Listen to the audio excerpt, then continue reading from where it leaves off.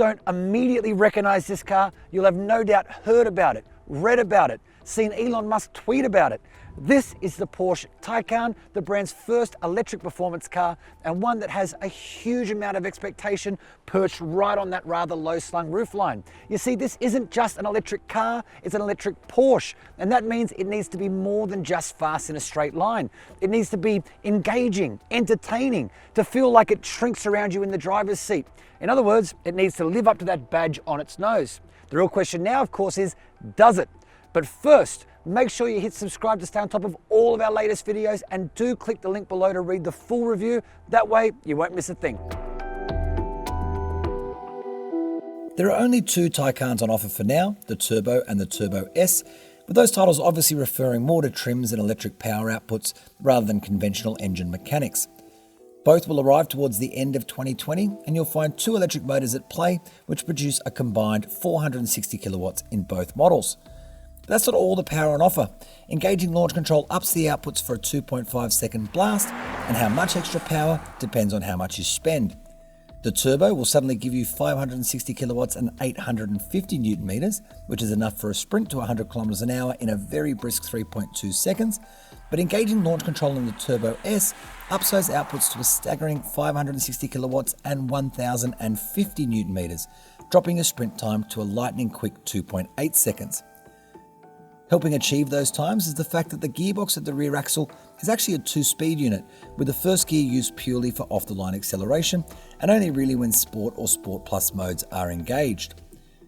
Porsche also debuts an 800-volt architecture in the Taycan, which it says drops charging times and allows for more sustained performance by reducing heat loss. And it's this that allows for the Taycan's repeatability, which basically means you can launch again and again and again without any drop in performance. Now let's start with the most obvious bit, of course. Those numbers translate to seriously brutal acceleration. So we're in sport mode. This is launch control. Launch control activated. Now the road's a bit wet, so it moved around a little bit more than it normally would, but we're already up to 122. I mean, it is seriously rapid, this car. Really throw your head back in the seat kind of stuff. And it really makes the most of that electric powertrain. All that torque available as soon as you plant your foot, and this thing just propels forward. And because it does it in kind of an eerie near silence with just a kind of Jetsons whine, which you can dial up or dial down in the background, it does give the impression of being fired into warp speed. There's no growling exhaust, there's no engine rumbling in front of you. You just sort of rocket into the future as if driven by some unseen force. It really is breathtakingly quick.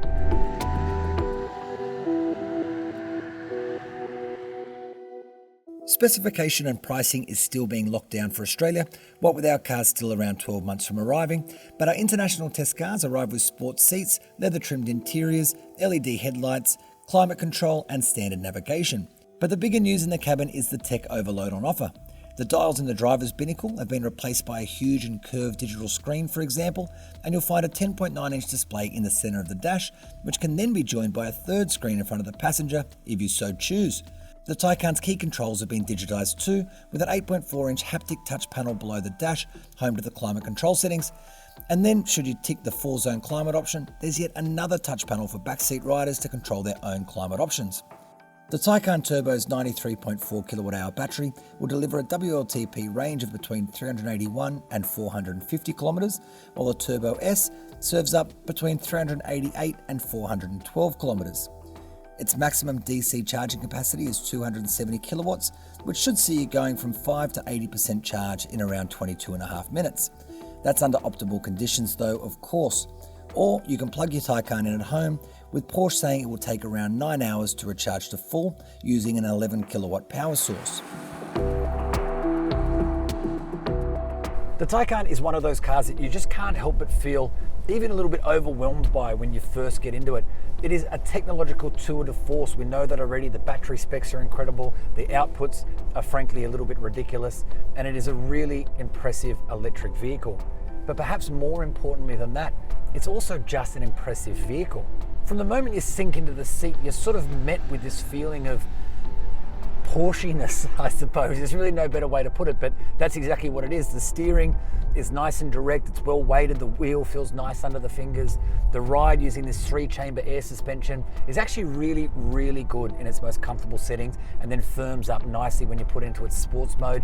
And again, the car just feels a part of you, a part of the road. You feel connected to what's going on outside the windows, and that's super, super important in any car, but especially a car with these kind of outputs.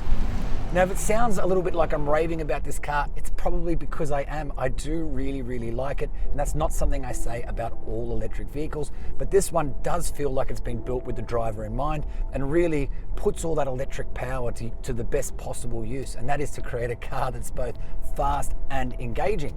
But look, it's not perfect in every way. To be honest with you, I could take or leave the look, especially the side profile. I just think it looks strangely out of proportion somehow. And in this car especially, which they do assure us of pre-build prototypes, it has been a bit glitchy. The passenger screen comes on and off at will, and you can hear the rear gear changes and feel them through the seats. They're nowhere near as smooth as you might expect them to be. Now again, Porsche does tell us that those issues will be completely fixed by the time customer cars come along, but we have noticed them here. So no, it's not perfect, but man, oh man, it's pretty good. Present it with the right winding road and the Taycan will properly flow up or down it, propelled on this tsunami of torque that feels always on and inexhaustible. The power is prodigious, yes, but the fact that it's delivered in this instant lag-free way is what gives you the feeling you're less driving up a road and more being propelled by some epic and invisible force. The grip is ferocious, the body roll virtually non-existent, but you can't quite shake the feeling that the Taycan is hiding some 2.3 tons of weight under its bodywork. And so you do find yourself occasionally backing off as you rocket to a corner, your brain somehow struggling with the physics of how something this big and this heavy could possibly make it around the bend. Still, you can't help but notice there are no gears to change yourself or exhaust note to measure, and so there is an inescapable sense of something artificial lurking in the drive experience, like the Taycan is doing it all so easily that it somehow lacks a bit of excitement. Away from the winding roads though, you'll find the Taycan hugely livable and happy to waft around at city speeds in comfortable silence. I think what I like most about it though is the fact that the EV technology and the Porsche technology don't feel alienated. They feel like they're working together, like they've been merged somehow. Even the brakes, for example, which of course blend artificial regen braking with the actual mechanical braking action too. But even they feel really nice and natural. There's good pedal feel. It feels quite sporty because Porsche does promise this is a car that you can take from the factory to a racetrack.